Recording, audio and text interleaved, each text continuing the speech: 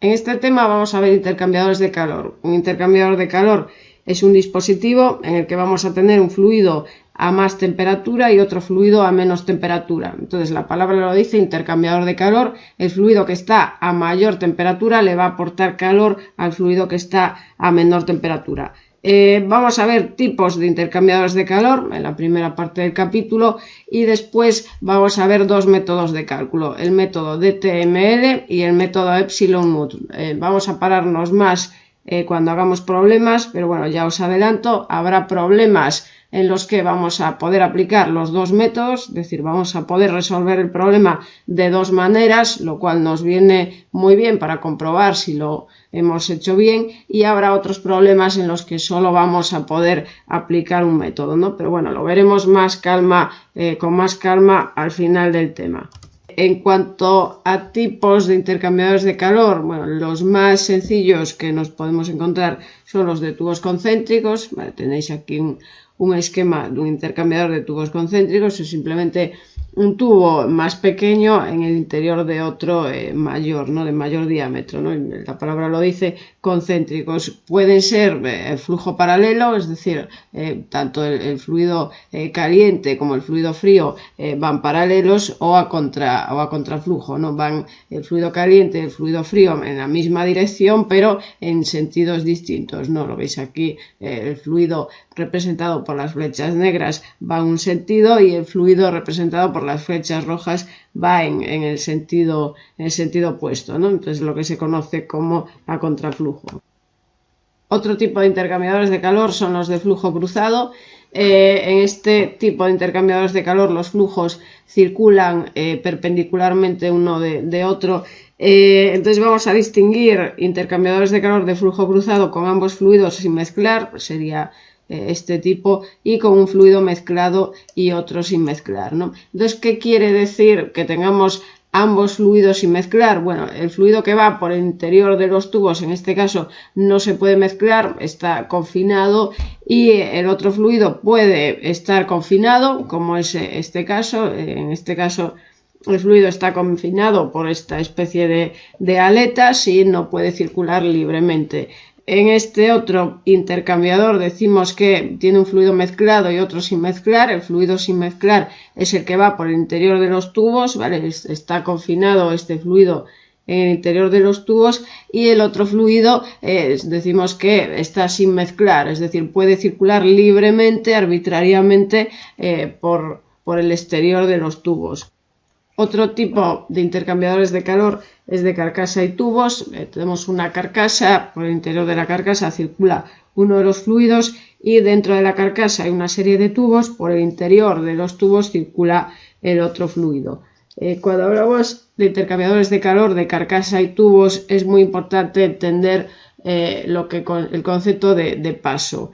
Voy a decirlo vulgarmente, pero yo creo que lo vamos a entender mucho mejor.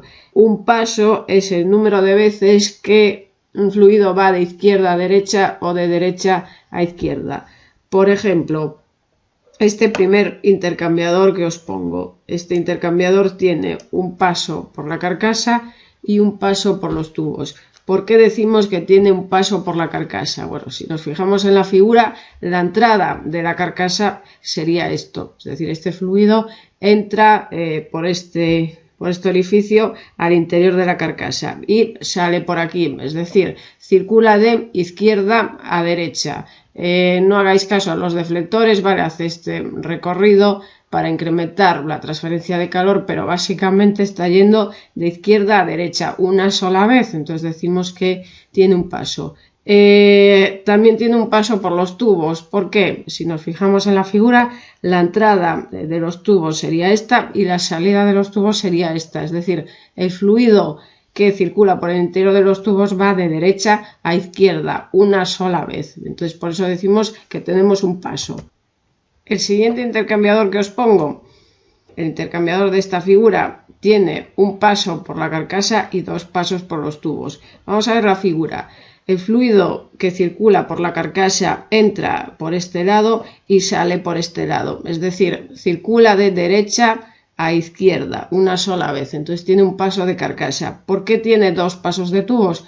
Porque si os fijáis, la entrada de los tubos es esta y la salida es esta, ¿no? Entonces, ¿qué hace el fluido que circula por el interior de los tubos? Bueno, pues va de derecha a izquierda y otra vez de izquierda a derecha, es decir, da dos pasos.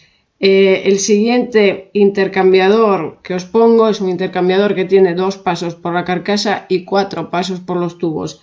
¿Por qué tiene dos pasos por la carcasa? Bueno, vamos a fijarnos nuevamente en la imagen. La entrada de la carcasa es esta y la salida de la carcasa es esta. Veis que tenemos aquí una barrera que ocupa casi toda la longitud del intercambiador. Entonces, ¿qué hace este fluido? Bueno, pues entra por este lado, va de derecha a izquierda y después va de izquierda a derecha, es decir, dio dos pasos, derecha a izquierda, izquierda a derecha.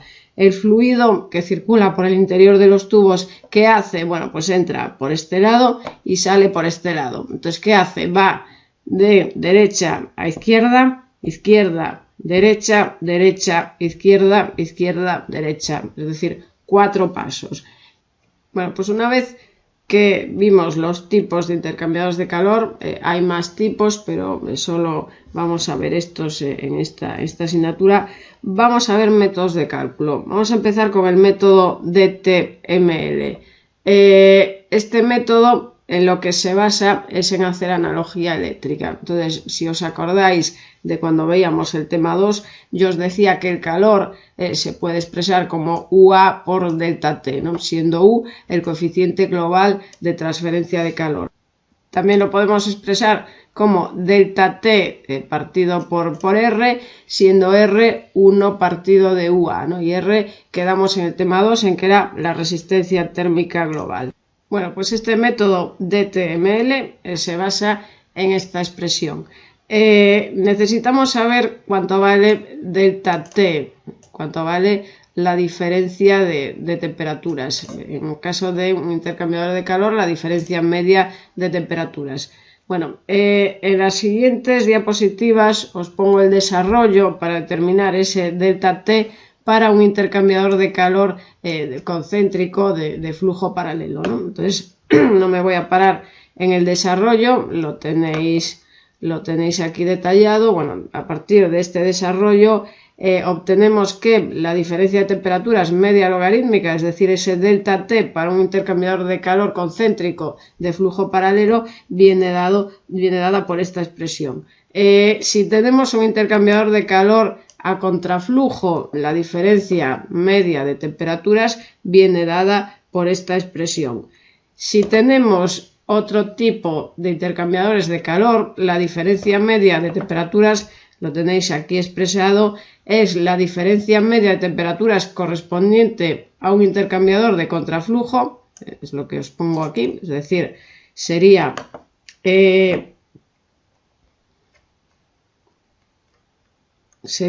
esta diferencia de temperaturas multiplicada por un factor de corrección F. ¿Cuánto vale este factor de corrección? Bueno, lo vamos a obtener a partir de gráficas. Por ejemplo, en la siguiente diapositiva, en la diapositiva 13, os pongo una gráfica para obtener ese factor F para un intercambiador de calor, lo tenéis aquí, de carcasa y tubo, con un paso de carcasa y cualquier múltiplo de dos pasos de tubo, es decir, 2, 4, 6, etcétera, pasos de tubo. A partir de esta gráfica, os repito, obtenéis F. En la diapositiva siguiente, bueno, estas gráficas las tenéis también en el formulario. Tenéis el factor de corrección para intercambiadores de calor de carcasa y tubo con dos pasos de carcasa y cualquier múltiplo de 4 pasos de tubo.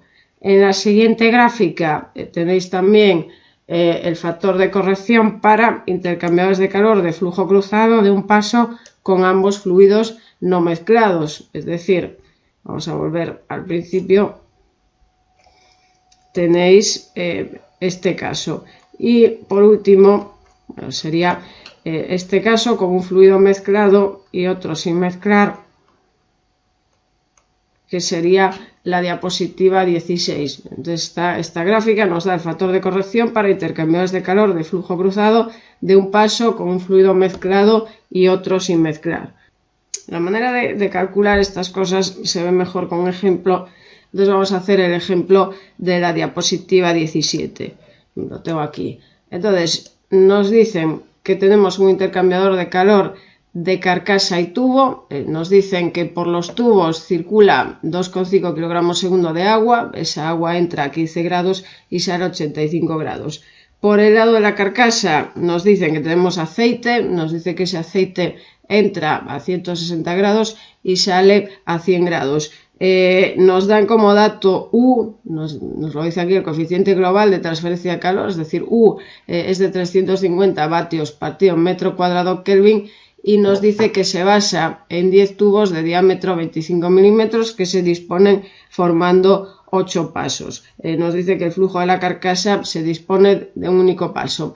Es decir, más o menos simplificadamente lo tenemos aquí, ¿no? Tenemos un paso de carcasa por la cual circula el aceite, entonces lo veis aquí, entra a 160 grados y sale a 100 grados. Y tenemos 8 pasos de tubos, ¿no? Entonces tenemos aquí un paso de derecha a izquierda, otro paso, izquierda a derecha, otro paso, otro paso, otro paso, otro paso, otro paso y finalmente el octavo paso. Entonces esto, lo que circula por los tubos es agua, entra a 15 grados y sale a 85 grados.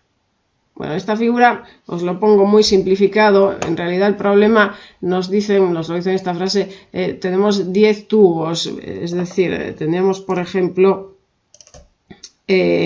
no tengo una figura de este intercambiador de calor, pero os pongo aquí, por ejemplo, otro intercambiador de calor, ¿no? Entonces, en este intercambiador de calor tenemos 30 tubos y tenemos 2 pasos de tubo, ¿no? Es decir, esto sería un paso y esto sería otro paso, ¿no? Entonces, en el problema que estamos tratando ahora, os puse aquí un único tubo, pero tener en cuenta que nos dicen que tenemos 10 tubos. El apartado A nos piden el flujo de aceite. Para calcular el flujo de aceite voy a aplicar un balance de energía en este intercambiador de calor. En los problemas no se os va a decir normalmente, pero vamos a despreciar pérdidas hacia el exterior. Es decir, vamos a asumir que la carcasa está perfectamente aislada, lo que os estoy indicando aquí está perfectamente aislada, entonces no hay pérdidas de calor hacia el exterior. ¿Qué quiere decir esto? Que todo el calor que cede el fluido caliente lo recibe el fluido frío. ¿Cuánto vale el calor que cede el fluido caliente? Lo tenéis aquí, es M punto de fluido caliente, en este caso aceite, por eso pongo AC, por el calor específico, CP del aceite por la diferencia de temperatura, es decir, temperatura TCE es temperatura del fluido caliente a la entrada y TCS, temperatura de fluido caliente, a la salida. Bueno, pues entonces repito, este es el calor que cede el fluido caliente, en este caso el aceite. ¿Cuánto vale el calor que recibe el fluido frío? Bueno, pues es este que os pongo aquí, es M.Cp por la diferencia de temperatura. En este caso el fluido frío es el agua, entonces pongo M.agua por Cp del agua por temperatura del frío a la salida menos temperatura del frío a la entrada. Ya lo pongo así para calcular el calor en valor absoluto para que me dé positivo. Necesito los calores específicos. Bueno, pues tenemos que ir a tablas. ¿A qué temperatura evaluamos esa propiedad? A la temperatura promedio, ¿no? Por ejemplo, para el aceite, la temperatura promedio es la temperatura de entrada más la de salida partido por 2 y para el agua la temperatura promedio pues igual, la temperatura de salida más la temperatura de entrada partido por 2. Entonces sería ir a tablas y calculamos los calores específicos. Igualando el calor que cede el fluido caliente y el calor que recibe el fluido frío, lo tenemos en esta expresión, quitamos el gasto de aceite, en este caso 5,19 kilogramos segundo. En el apartado B nos piden calcular la longitud de los tubos, lo tenemos aquí. Entonces, ¿cómo vamos a calcular la longitud de los tubos? Bueno, voy a aplicar esta expresión, es decir, el flujo de calor es UA por la diferencia de temperaturas. Entonces, para un intercambiador de calor de carcasa y tubos, la diferencia media de temperaturas es F por la diferencia de temperaturas correspondiente a un intercambiador de calor a contraflujo, ¿no? Era lo que os ponía en esta diapositiva, en la diapositiva 12. Entonces voy a usar esta expresión para calcular el área, yo sé que el área es el número de tubos, es decir, los 10 tubos por pi de L, y a partir del área voy a quitar la longitud que tiene que tener cada tubo. Entonces, necesito calcular F y necesito calcular delta T ml a contraflujo. ¿Cómo obtengo F? Bueno, pues lo voy a obtener de la gráfica. En este caso, para un intercambiador de calor de carcasa y tubos con un paso de carcasa y 8 pasos de tubo, es decir, un número par de pasos de tubo, vamos a buscar la gráfica correspondiente. Sería la gráfica de la diapositiva 13. P 0,48, le voy a dibujar por ejemplo una línea color rojo para que lo veáis bien, es 0,48, aquí está 0,4, aquí está 0,5, entonces 0,48 pues más o menos estaría por aquí, ¿no? Bueno, más o menos. R, entonces 0,86. Entonces, cada curva de estas se corresponde a un valor de R, ¿no? Por ejemplo, esta curva es para R 0,2, lo tenéis aquí. Esta curva es para R 0,4, la siguiente esta para 0,6, esta para 0,81, bueno, y así hasta 6. Entonces, para un R 0,86 no tenemos R 0,86, tenemos R 0,8, que es esta curva, y R1, perdón, que sería esta curva. Entonces, pues más o menos sería coger una curva intermedia, 0,86, pues más cerca de 0,8 que de 1, ¿no? Entonces, pues más o menos sería una cosa. Vamos a coger esta aplicación entre 0,8 y 1, más cerca de 0,8, pues sería una curva más o menos por aquí. Voy a hacer con línea un poco más gruesa.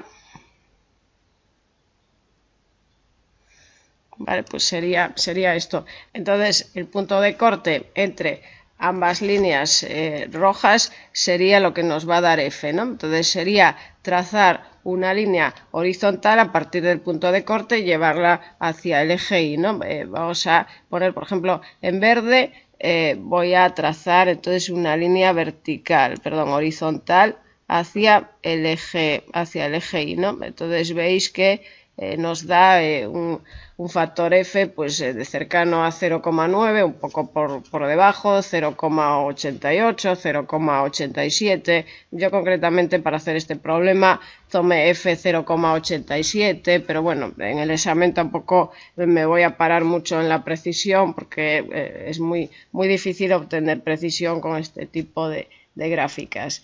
Entonces, veis que tengo aquí F 0,87, delta T con los valores que nos da el problema sale 79,9 y entonces por tanto aplicando la expresión para el calor obtenemos una longitud de tubos de 38,3 metros, es decir, se necesitan 10 tubos de 38,3 metros cada uno. Bueno, pues con este ejemplo sencillo vimos cómo se aplica este método DTML, que es muy útil cuando conocemos las temperaturas de entrada y de salida del fluido caliente y del fluido frío. Cuando el problema no nos da todos estos datos de temperaturas de entrada y de salida o no las podemos calcular fácilmente con los datos que nos dan el método DTML, se complica bastante, pasa a ser un procedimiento iterativo, entonces es más fácil resolver los problemas con el método de Epsilon-Nut. ¿Qué es Epsilon? Epsilon es la eficiencia de un intercambiador de calor. ¿A qué le llamamos eficiencia? Bueno, pues viene dado por esta expresión, es decir, el calor que se intercambia, el calor que pasa del fluido caliente al fluido frío, entre el calor máximo que se podría intercambiar en ese intercambiador de calor. ese calor máximo, bueno, tenéis aquí brevemente la explicación, si no podéis consultar en bibliografía, se puede demostrar fácilmente que viene dado por esta expresión, es decir, C mínima por TCE menos TFE. C mínima es la capacidad térmica mínima, TCE es temperatura del fluido caliente a la entrada y TFE es temperatura del fluido frío a la entrada. Capacidad térmica, lo sabéis de termodinámica, es M punto por Cp y C mínima es el mínimo entre el valor correspondiente al fluido caliente o el fluido frío. ¿Qué es NUT en este procedimiento? Bueno, NUT es simplemente U por A partido de C mínimo. Entonces, en este método lo que se nos da son gráficas que relacionan eficiencia y NUT y a partir de esas gráficas podemos hacer cálculos. Concretamente, os pongo en las diapositivas y lo tenéis también en el formulario, la gráfica para un intercambiador de calor de tubos concéntricos de flujo paralelo. En este caso, para un intercambiador de calor de tubos concéntricos a contraflujo, y en la siguiente diapositiva, intercambiadores de calor de carcasa y tubos con un paso de carcasa y un número par de pasos por los tubos. En este caso, intercambiador de calor de carcasa y tubos con 2 pasos de carcasa y cualquier múltiplo de 4 pasos por los tubos, y los dos últimos intercambiadores de calor de flujo cruzado, ¿no? En este caso con ambos fluidos sin mezclar y en este caso con un fluido mezclado y el otro sin mezclar, ¿no? Recordemos lo que significa con ambos fluidos sin mezclar y con uno mezclado y otro sin mezclar, ¿no? Vamos a volver a la primera parte del tema, sería este caso y este caso.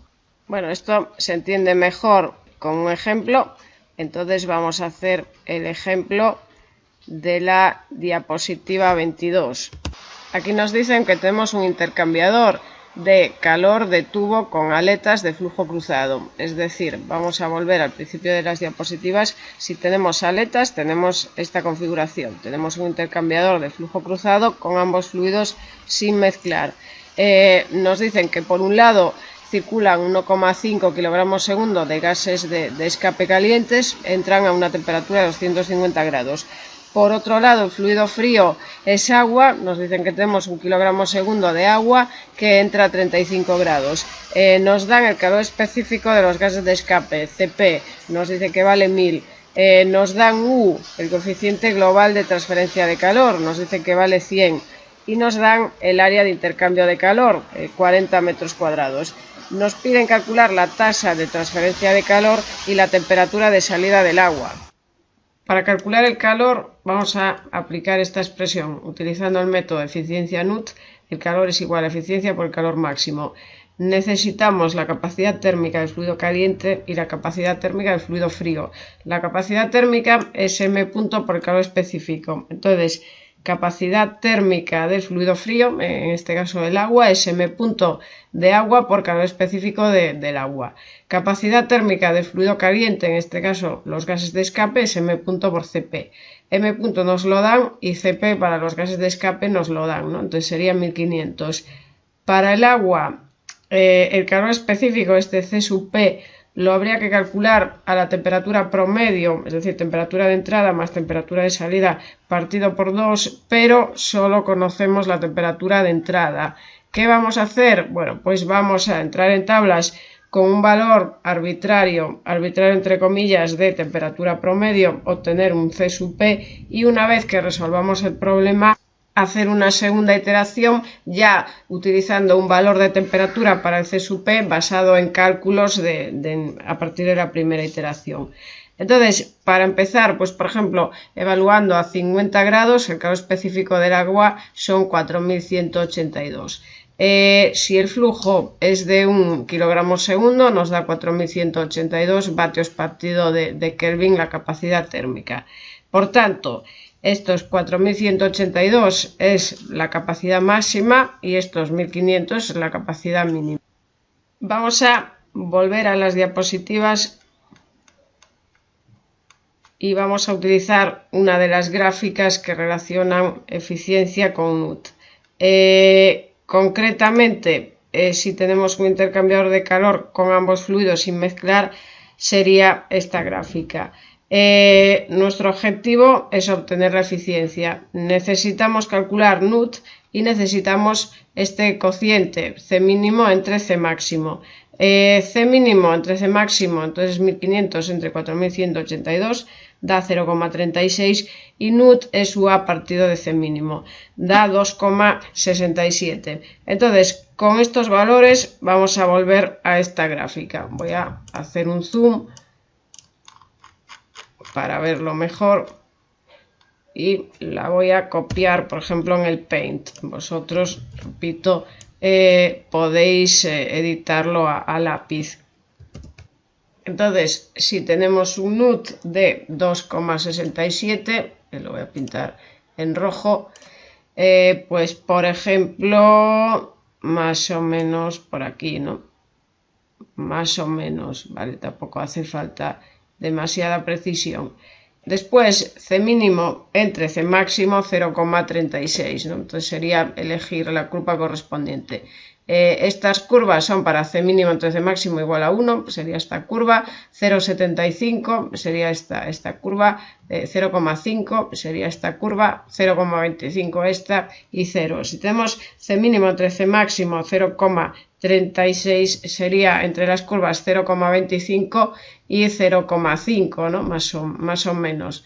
Entonces lo voy a representar como pueda, pues más o menos sería una cosa así.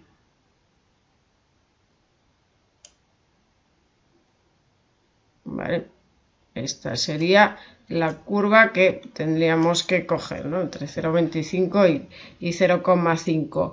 El epsilon que resulta es en la intersección de ambas curvas y llevando la línea horizontal hacia el eje Y, ¿no? Lo voy a marcar, por ejemplo, en verde. Entonces la intersección entre ambas curvas rojas y sería llevarlo al eje Y, ¿no? Entonces 0,80 y algo. Yo concretamente tomé un valor de 0,82.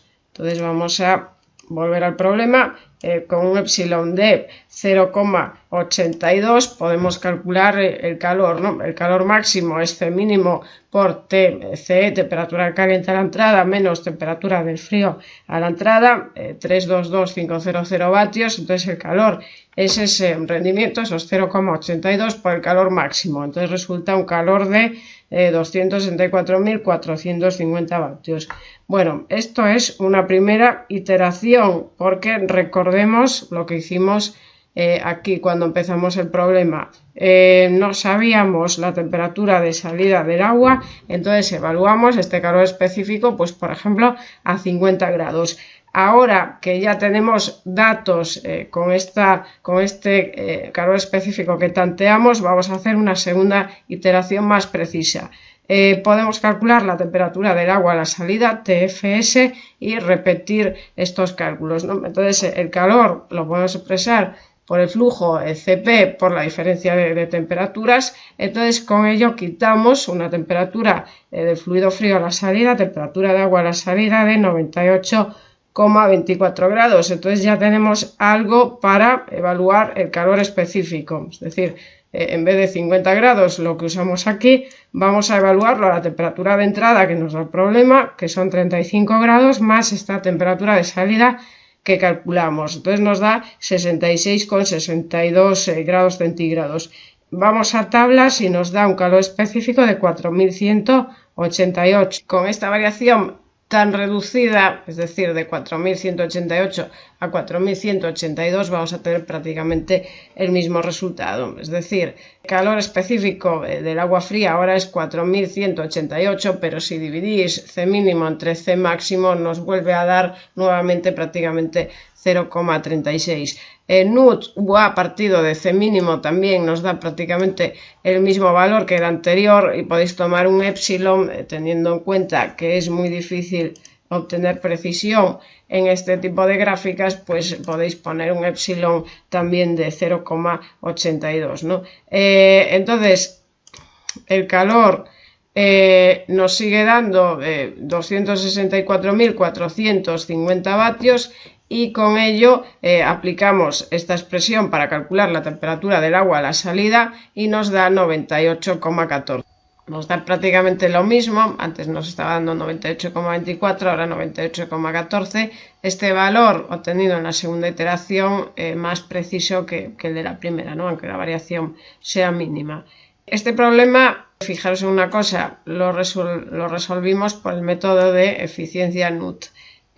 Si lo quisiésemos hacer por el método DTML, podríamos. El problema estaría en ir a esta gráfica. Tendríamos que obtener F a partir de esta gráfica, pero no sabemos las temperaturas de salida. Es decir, tendríamos que hacer un procedimiento iterativo porque no conocemos la temperatura de salida del fluido caliente ni la temperatura de salida del fluido frío, pero sería un procedimiento iterativo muy complicado. Nos llevaría muchísimo tiempo hacer el problema.